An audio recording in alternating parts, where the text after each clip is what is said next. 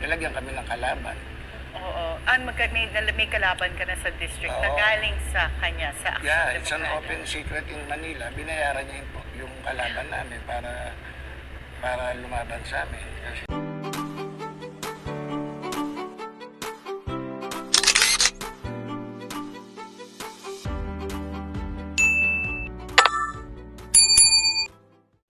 Welcome back sa aking YouTube channel. Para sa mga first time lang po nanonood, please click mo na yung Jeremy's TV Manila. Anyway guys, wala na po bayad o libre lang. Tulong mo na lang din sa kapwa mo. Alright? Thank you very much po. So topic natin po today's video, Mayora, may matinding birada kay Yorme. Yan guys, yan ang topic natin ngayon. Mainit guys na in-interview itong si Mayor Hani Lacuna. Pero bago yan, syempre huwag natin kalimutang i-shout out muna yung mga Iskonians po na taga Maynila at nasa labas ng Maynila na patuloy na sumusuporta sa ating channels. So sa lahat po ng mga Iskonians forever, mabuhay po kayo and love, love, love. So yun na nga guys, in-interview itong si Mayora. Matindi ang mga birada niya guys. Talagang may mga bago tayong narinig, kagaya na sabi niya na hindi raw naging totoo si Yorme. Kumbaga parang sinasabi niya, sinungaling siya eh.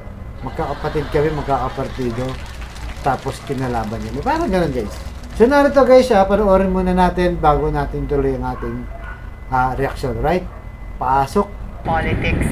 Back in 2022, former Mayor Isko Moreno endorsed you to be the mayor of Manila, and he was going to run for president at that time. What were the terms of your agreement back then? Actually, there were no terms, but it was very clear to us that he will not be coming back to the city of Manila.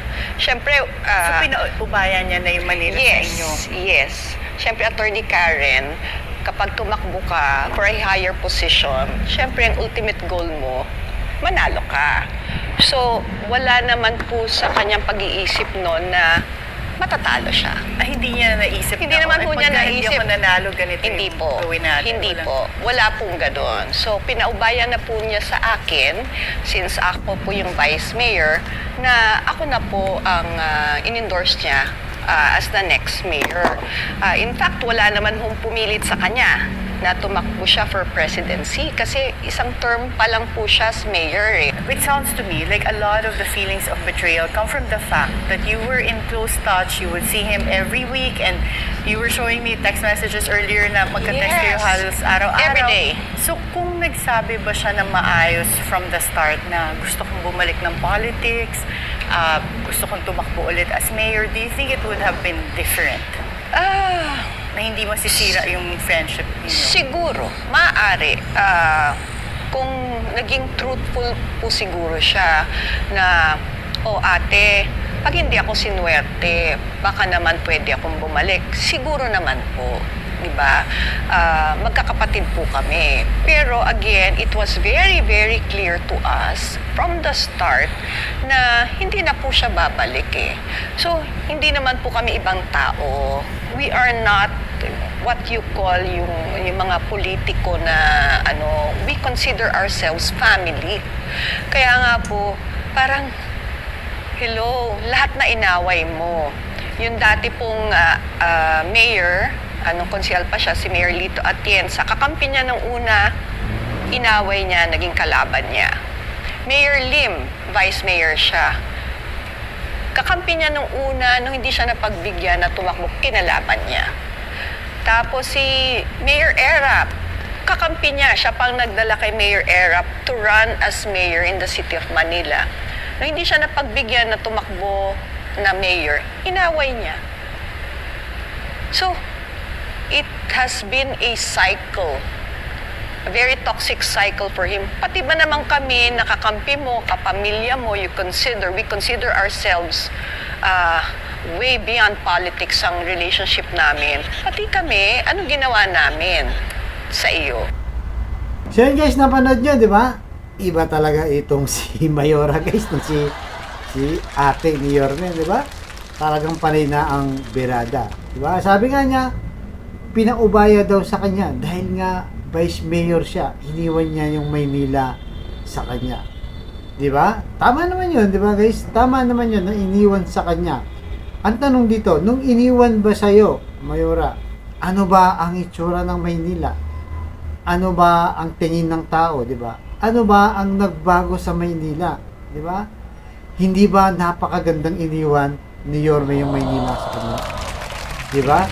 Talagang binago niya ang Maynila. Yung lahat ng mga papuri ng mga tao, hindi lang dito sa Pilipinas o dito sa Maynila, kahit yung mga kababayan nating OFW, kahit mga ambassador, di ba? Lahat yan ay talagang papuri ang natanggap ni Yorme, na kung saan naiwan sa kanya rin yun. Mabangong pangalan, di ba? Kaya nga sila nanalo, di ba? Dahil dyan. So yung pag-iwan sa kanya ni Yorme ay napakaganda. Ngayon, ano ang naging problema? Sa kanya mismo, di ba? Sinasabi rin niya na inaaway daw lahat ni Yorme, yung kanyang mga kakampi. Yan ang matinding birada niya, guys, di ba? Nung kakampi daw niya si Alfredo Lim, inaway, di ba? Nung kakampi niya si dating Mayor Lito Atienza, inaway din daw. Ganon din daw nangyari kay Erap, di ba? Inaway din daw, di ba? So, parang pinapalabas niya na recycle lang daw at paulit-ulit lang na ginagawa ni Yorme. At dahil ginawa sa kanila. Pero totoo niyan, di ba guys? Sa prinsipyo yung nagkakatalo at siyempre kung hindi na naaayon sa taong bayan, sinabi naman ni Yorme, naaawahin niya talaga kahit mga kakampi niya. Kagaya ng nangyayari ngayon. Di ba? Dahil mismo taong bayan na ang nagsasabi na bumalik ka na, Yorme. Kaya nasa kanya na, bakit niya pinabayaan ang Maynila? Napakagandang pag-iiwan ni Yorme sa kanya, in-endorse niya. Kaya nga nanalo, di ba? In-endorse siya sa Maynila, di ba? Lahat halos nanalo, tapos ngayon parang kasalanan ni Yorme ng pag-iwan sa kanya. Di ba guys? Talagang iba to. Itong si Mayora at ngayon lang talaga nagpapa-interview. Puro pambabatikos na lang ang kanyang alam. So narito guys, meron pang isang video na kung saan ay bumanat din itong si Mayora. So narito guys yung second video. Sa akin, nung sinabi niya bago po siya umalis sa City Hall na magre-retire na siya and he will be spending more time with his family and probably gusto ko niya magturo. Yun po ang sinabi niya sa amin ni Vice Mayor Yul Cervonieto. So lahat po pinagbili niya sa amin and lahat po ng mga department heads pinagbili niya sa akin na magkumpalitan. So that time, talagang naniniwala po ako. Ang sabi niya ho kasi sa akin, ate, wag mong palitan yung mga department heads para may continuation. Okay, makakatulong sila sa akin. Sa akin po. So ako naman po, naniniwala ako sa kanya na ganun po ang mangyayari. Pero parang napapansin ko po, habang yun na nga, papalapit na po itong 2024, parang nag-iiba na ho yata yung galaw ng mga department heads namin. In fact, would you say because their loyalty is still to former Mayor Isko? Most probably po. In fact, there were a couple of times na I had to talk to him para sabihin na ito yung ginagawa ng ibang tao na iniwan mo sa akin. But he would always shrug it off na hindi, ganito. Tapos, ang pinapansinan niya yung mga kasama ko na tumutulong naman sa akin. He was always finding fault na. Do you think or did you suspect that he was talking to some of the department heads behind your back? Definitely. Oo po. Nakikipag-usap po siya sa mga department heads namin. And lalo na yung mga very close po sa kanya. Kaya nga po, ang feeling ko during the latter part, parang may mga hints na nasasabotahin na yata ako. Kasi, halimbawa po, magbibigay ako ng example. Yung iniwan po niyang head ng traffic bureau namin, at saka yung iniwan po niyang garbage contractor po namin are all his friends. Okay. So, parang, paano nila dati nagagawa nila ito ng maayos? Tapos all of a sudden, yun yung napapansin na mali daw sa ginagawa ko. These are the same people who were working for you. And these were the same people na iniwan mo sa akin na pagkatiwalaan ko. And these are the same people na very close sa'yo. Ibig sabihin, overnight, during my administration, pumangit yung serbisyo nila. Eh, lahat naman po ng binabato sa akin na mga issues ngayon are all issues under the departments nung mga taong iniwan niya sa akin. So yun guys, napanood nyo, di ba? Talagang matindi itong si Mayora, di ba? Ang sabi niya na magre-retard na daw itong si Yorme, di ba? Kaya iniwan sa kanila yung Maynila, silang dalawa ni Vice Mayor Yul Serbo, di ba? So totoo naman yun, di ba? Na nag-retard na naman talaga siya. At sinabi niya mismo yun nung nangangampanya siya noong 2022. Kaya nga, di ba, pagkatapos ng election, nung natalo na siya, di ba? Talagang ni-spend na yung time niya sa kanyang pamilya. Nag-abroad siya. Tapos, gumawa na siya ng sarili ng studio dyan sa may BGC, di ba guys? Yung Discovery Night. Tapos pumasok na rin sa bilang isang artista. So talagang wala na talaga siyang plano na tatakbo. At yung sinabi niyang yun ay totoo naman na retired na siya sa politiko. At ang isang matinding sabi pa dito ni Mayor, mukhang sinisisi niya itong si Yorme kung bakit iniwan niya sa kanya yung mga department heads ng City Hall. Kasi sabi daw ni Isko, di ba? Huwag mo tatanggalin yan at makakatulong sa iyo yan. Yung mga iiwan niyang department heads, di ba? Pero totoo naman yan, di ba? Nung panahon ni Yorme, lahat ng department heads niya ay nagpe-perform. Napakahusay ang takbo ng City Hall, di ba? Kaya nga nagawa ni Yorme kung ano ang gusto niya. So, ibig sabihin, maayos na leader itong si Yorme at sumusunod ng lahat. Siguro nakikita rin ng mga heads niya, di ba, na tama ang mga ginagawa niya sa Maynila, kaya napakalaking pagbabago. Pero bakit nung siya na ang umalis, di ba, ay nang umalis na si Yorme at siya na yung humawak sa Maynila, naging mayor na siya, anyari, di ba? Bakit napabayaan? Tapos ngayon sinisisi na si Yorme, iniwan niya kasi hindi naman magaling Parang gano'n, di ba? At sinasabi pa niya na parang sinasabotahe daw siya. Paano siya sasabotahe? Nung pag-alis ni Yorme, wala namang nakakaalam. Siya mismo, hindi niya alam na babalik pa sa Maynila. Di ba? So, kung magaling yung mga iniwan niya, dapat hindi yun nagbago. So, ibig sabihin, kung hindi na sila, dati sila magaling at hindi na magaling, may problema sa leader, siya mismo. Di ba? Baka mamaya, pinapabayaan lang niya. Diba? Hindi niya minomonitor na maayos. Siyempre, halimbawa, kahit iniwan ni Yorme yan, mayroong isang department dyan na hindi nagpe-perform. Puro reklamo ang inabot. Diba? Madali naman yung kausapin si Yorme. Yorme, itong iniwan mo nga isang department dito, heads na umahawak nito, hindi nagpe-perform. Bagsak, malayo dun sa ginagawa mo.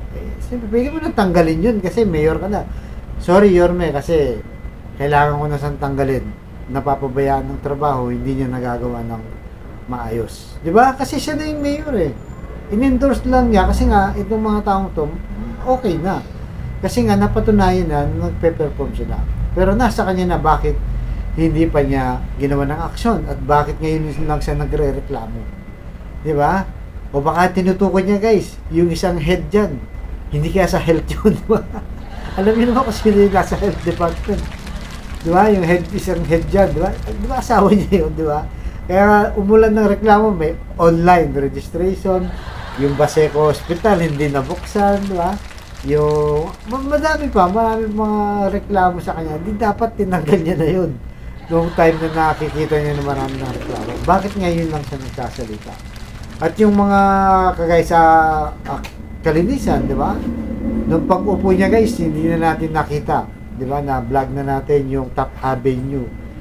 Hindi ilalim ng LRT. Hindi man lang napinturaan. Kung paano iniwan ni Yorme, napakaganda, pinturado. Di ba guys? Maayos. Nung siya na umupo, wala na guys. wala na, di ba? Balikan niyo yung vlog ko, pinakita ko yun. Dugyot na.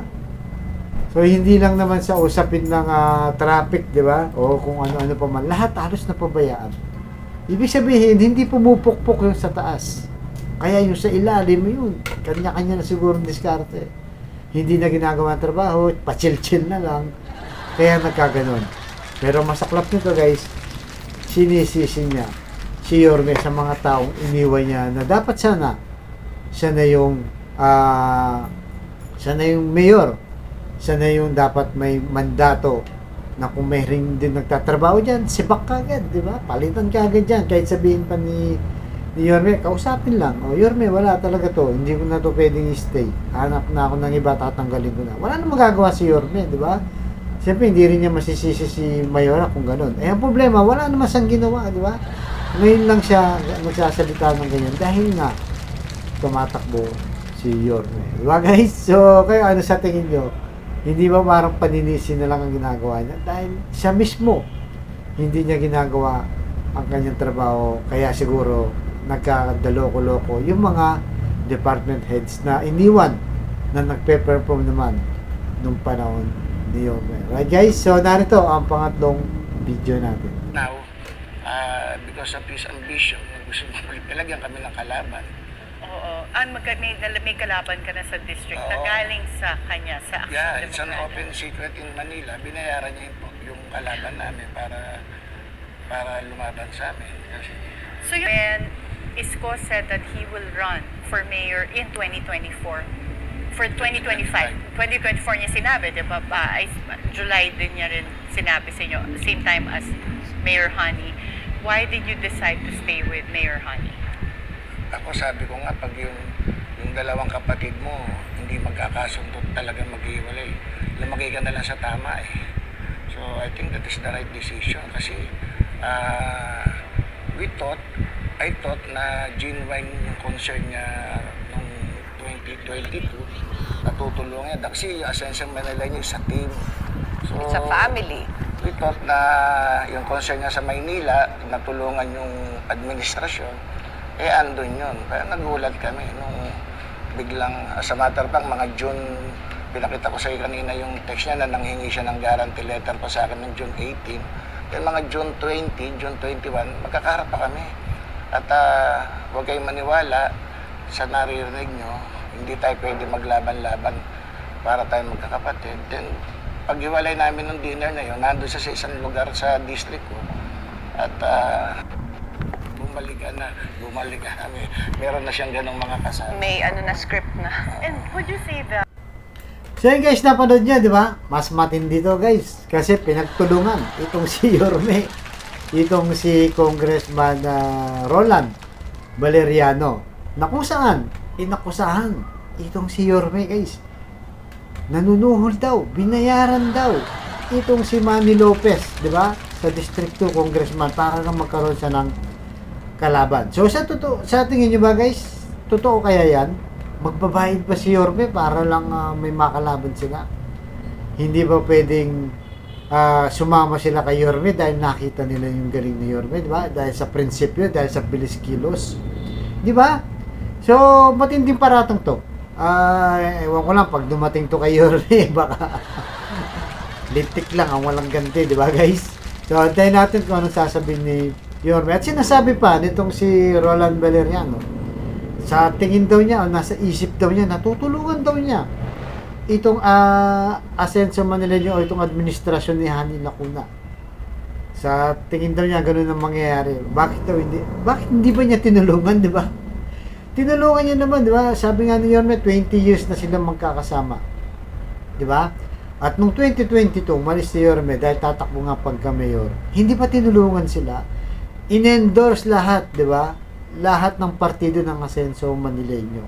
Sinuportahan, di ba? Nanguna si Mayora dyan, tsaka sila Vice, tsaka lahat na sila kasama. Kaya nga nanalo lahat sila, guys. Nanalo lahat. Halos. Di ba? Halos nanalo lahat. Dalawa lang yata ang councilor hindi nanalo. Pero lahat ng congressman panalo lahat yan. Di ba? Tinulungan niya. Sinuportahan niya. Di ba? Kailan lang ba hindi sumuporta si Yorme? Di ba? Nung July lang. Nung napabalitang tatakbo na nga siya Dahil nga, di ba? Ito pa yung matindi, di ba? Kaya siya tumakbo dahil sinisigaw nga ng Manileño na bumalik ka na, Yorme. Bumalik ka na, Yorme. Anong sabi ni Mayora? Hindi, sabi niya, scripted yun eh. Scripted daw, guys. So, ibig sabihin, kada pasyal na, di ba? Yung kada punta niya sa iba't ibang parte ng Maynila, lahat yung binibigyan ng script. Sabihin niyo, bumalik na. Hindi naman, di ba? Nakita naman natin sa dami ng tao, talagang kusa yung taong sumisigaw. Mga pabata, matanda, di ba? Sinisigaw talaga. Genuine talaga yung pagsigaw, hindi scripted. So, parang mga paninira lang talaga to, guys. Di ba? At ang kwento niya, nag-uusap daw sila, kumain pa sila, na sila magkakasama daw. Tapos umalis si Yorme. Pag alis ni Yorme, yun na nga daw, dun na sumisigaw at may script na bumalik ka ba. Pero iba yung kwento ni Yorme, guys. Di ba? Na-vlog lang natin nung isang araw. Ang kwento ni Yorme, may nasunog dyan sa District 2. Dyan mismo, doon kay Rola na Valeriano. May nasunugan, di ba? Pumunta lang siya. Kasi naawa siya. Dahil alam naman natin itong si Yorme, ugali niya talaga yan. Na pag may nasunugan, may kalamidad, nandyan siya, nasa ground siya. Di ba? Pumunta siya, pumasyal lang siya doon. So, nung pumunta sila doon, anong sabi ni Yorme? Di ba? Nung pumunta doon, sumisigaw yung taong bayan doon. Mga kabataan, nakita ko, kalalakihan yun. Yun ang unang sigaw na nakita ko na sinasabi nila na bumalik ka na, Yorme. Yun ang kwento ni Yorme. Yung kwento naman nila, scripted daw, guys. Scripted daw. So, yun guys, anong masasabi nyo dito? Matinding banat na to, guys. Mukhang patindi ng patindi habang palapit ng palapit ang eleksyon. Kaya sinasabi ko, lagi tayong dapat mag-counter sa mga ganito. Dahil yung mga makakapanood niyan at hindi alam ang istorya niyan, talagang mapapaniwala nila na si Yorme ay sinungaling, di ba? Si Yorme ay nanunuhol. Si Yorme ay scripted lang, di ba? Si Yorme ay hindi nagsasabi ng totoo, di ba? So, nakita nyo guys, talagang iba na yung labanan ngayon. Kaya tayong mga Iskonians guys, huwag po tayong papatalo.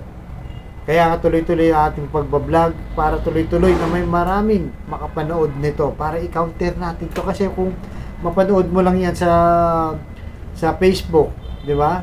Sa TV o kung saan mo pa mapanood sa mga platform na yan, maniniwala ka na masamang tao si Yorme. Lahat ng kanilang mga paratang ay iba sa kwento mismo ni Yorme. At siyempre, iba sa nasasaksiyan natin. Lalo na yung sinasabing scripted daw bumalik ka na, Yorme. So, tuloy-tuloy lang tayo guys. Di tayo papatinag dito. Talagang bumabanat na itong si Mayora. Tumulong na isang congressman. Baka sa susunod may mga councilor na yun guys. Nakasama na nagpapa-interview. Talagang full force na sila para pabagsakin itong si Yorme. Kaya like, share, and subscribe lang po. At mag-comment po kayo. Napaka-importante niyan. Para po yung makapanood nito, mabasa nila na hindi totoo mga pinagsasabi ng mga to. Pawang mga paninira lang. Basta tayo, supportan po natin ang Yorme's Choice, di ba? Hindi tayo papatinaw. Kaya tuloy-tuloy lang po tayo. So, hanggang dito na lamang po guys. Abangan nyo ang susunod kong vlog. Thank you very much. Manila, God first.